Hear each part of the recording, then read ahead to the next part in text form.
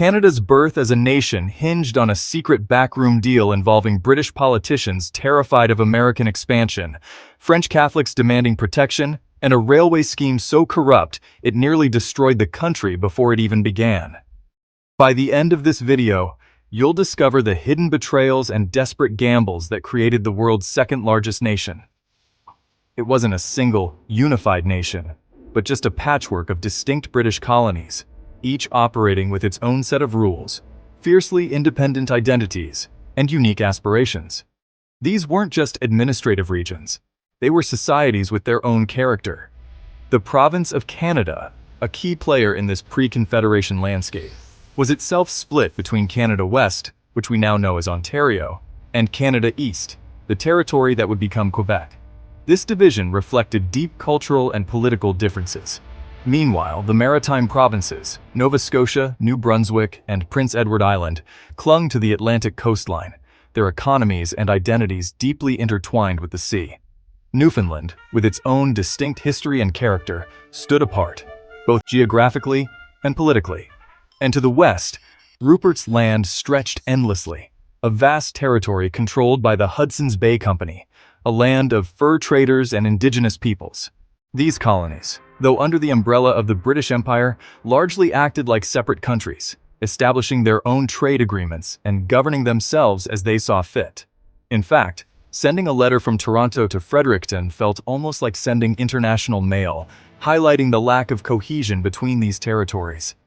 The looming presence of the United States, a nation fresh from a bloody civil war, cast a long shadow and made the colonies increasingly nervous about their future and potential expansionist ambitions. Meanwhile, Britain, weary of the costs and responsibilities of defending distant lands, subtly hinted that it was time for these colonies to become more self-sufficient and stand on their own 2 feet. Each region boasted its own distinct culture. The French-speaking population of Quebec, deeply rooted in their traditions and language, the seafaring maritimers, whose lives and livelihoods were intimately connected to the rhythms of the Atlantic, and the ambitious settlers of Ontario, carving out new lives and fortunes in the fertile lands of Canada West. On the surface, these differences seemed insurmountable and they appeared deeply divided, but beneath the surface, a bold and transformative idea was beginning to emerge. The audacious notion that these disparate colonies could unite and forge a new, powerful country. The pressure was mounting from both within and without. Change was undeniably in the air, and the old order was about to be challenged. The dream of a united Canada, a vision of a nation stretching from sea to sea, was just beginning to take root in the hearts and minds of a few key individuals. This was the world before Canada, a land on the brink of a profound and irreversible transformation, poised to step onto the stage of history. The year is 1864. British North America is a collection of colonies, each with its own government, economy, and identity. But how do you turn these often rival colonies, each fiercely independent, into a single, unified nation? It seemed an impossible task, fraught with challenges and deep-seated regional differences. The answer lay in a daring, almost revolutionary idea: confederation. A concept that promised strength through unity, a shared destiny forged from diverse origins. Initially, the maritime provinces, Nova Scotia, New Brunswick, and Prince Edward Island, first considered uniting among themselves, seeking a stronger regional alliance. But the province of Canada, ambitious and forward-thinking, crashed their meeting with a bigger, bolder vision, a vision that would reshape the entire map of British North America. Their proposition? To unite them all, forging a nation that spanned from the Atlantic to the Great Lakes. The plan? A carefully crafted framework designed to balance regional interests with national unity. 4 colonies, Canada, soon to be divided into Ontario and Quebec, each with its own distinct character and aspirations, Nova Scotia, with its rich maritime history and vibrant trading ports, and New Brunswick, nestled along the Atlantic coast. Each province held unique strengths and perspectives. These diverse entities would come together to form a new dominion under the British Crown, a self-governing nation within the Empire.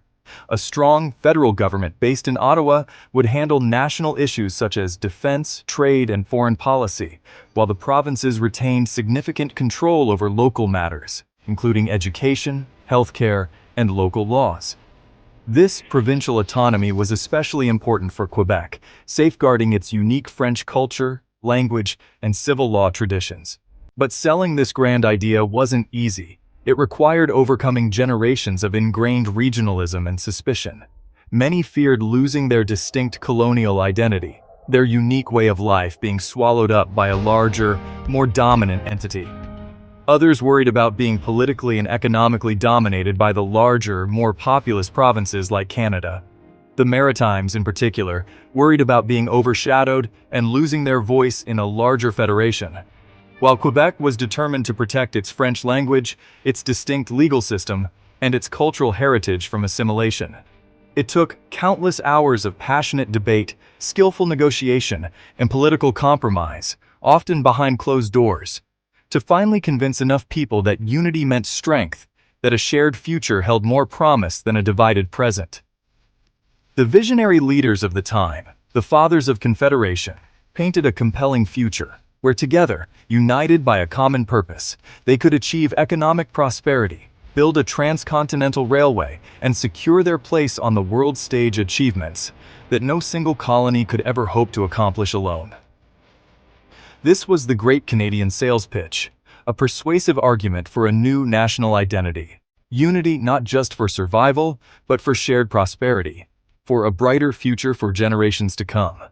The fate of a continent, the destiny of a nation, hung precariously in the balance, resting on the decisions made in those pivotal years. In the annals of Canadian history, a pivotal moment stands out: the Confederation.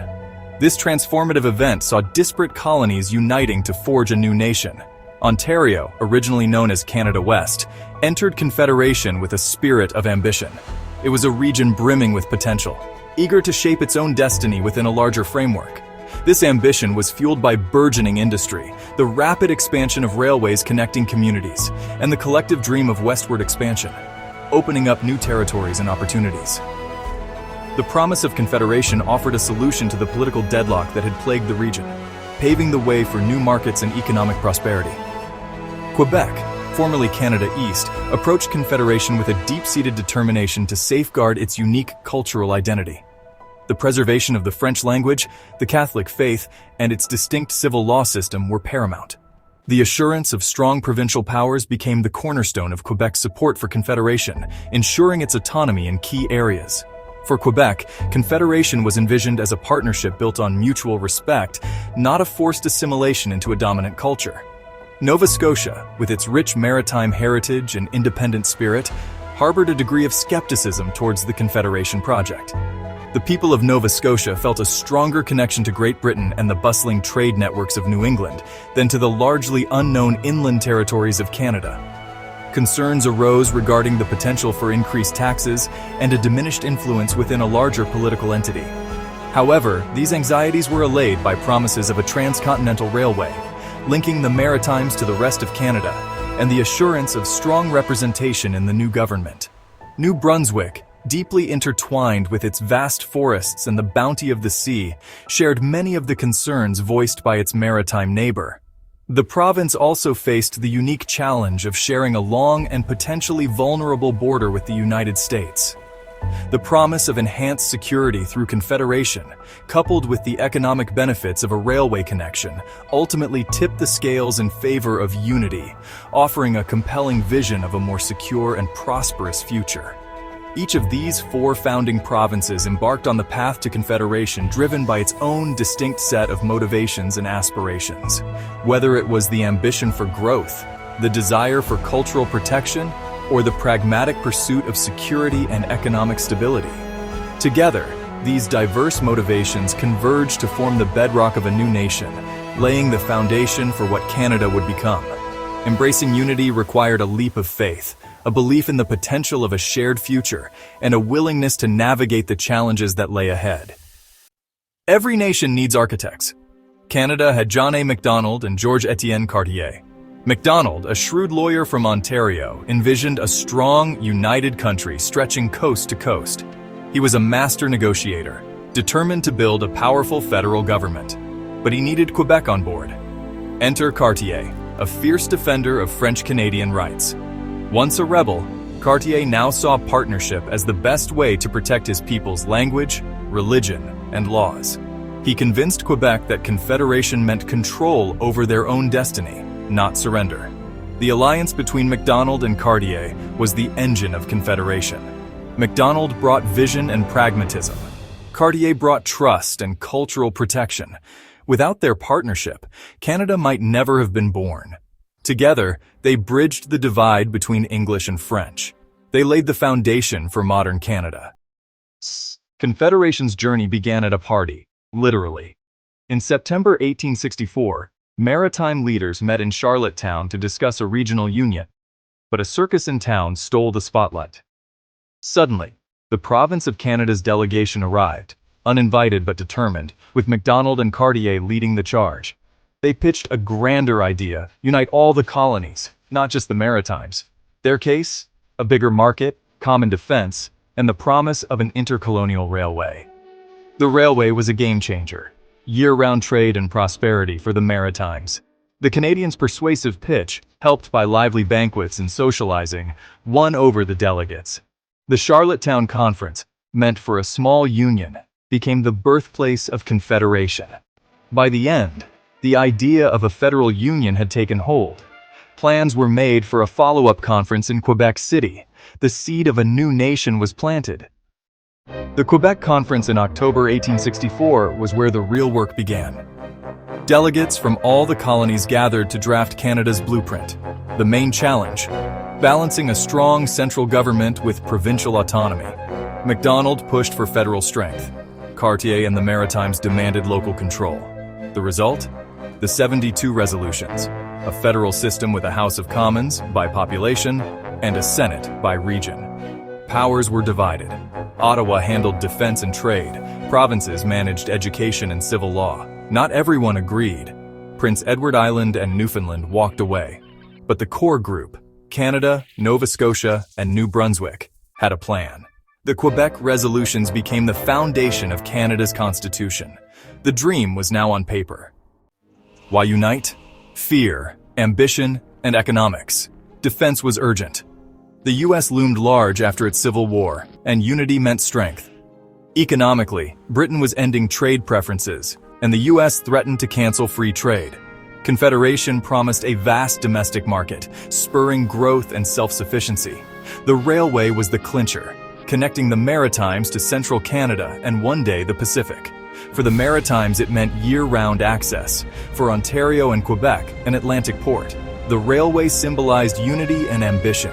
Political gridlock in Canada needed a solution. Confederation offered a fresh start. Together, the colonies could build something greater than the sum of their parts. This was the powerful cocktail that made Confederation possible. With the Quebec resolutions ready, leaders sailed to London in 1866 for final approval. Britain welcomed the plan. A united Canada meant less cost and more security for the Empire. At the Westminster Palace Hotel, the details were finalized, including the name Dominion of Canada. The British North America Act was drafted, laying out government structure, division of powers, and minority rights. The act passed Parliament and received royal assent from Queen Victoria on March 29, 1867. July 1st was set as the birth date of the new country. Years of debate and compromise had paid off. The legal framework for Canada was complete. All that remained was for the clock to strike midnight on July 1st. The Founding Fathers returned home. Mission accomplished. July 1st, 1867. The British North America Act took effect, and Canada was born. Celebrations erupted across Ontario, Quebec, Nova Scotia, and New Brunswick. In Ottawa, a 101-gun salute marked the dawn of a new nation. Sir John A. Macdonald became the first Prime Minister. But this was just the beginning. The country was small, its future unwritten. The promise of a railway and western expansion lay ahead. Over the years, new provinces joined: Manitoba, British Columbia, Prince Edward Island, and eventually Newfoundland. The Canadian Pacific Railway united the country from coast to coast. Canada grew into the world's second-largest nation, a patchwork transformed. Every July 1st, we celebrate not just a holiday, but the bold leap that created a country. It's a day to remember the vision, the compromises, and the ongoing journey of building Canada. Not bad for a nation that started by crashing a party in Charlottetown.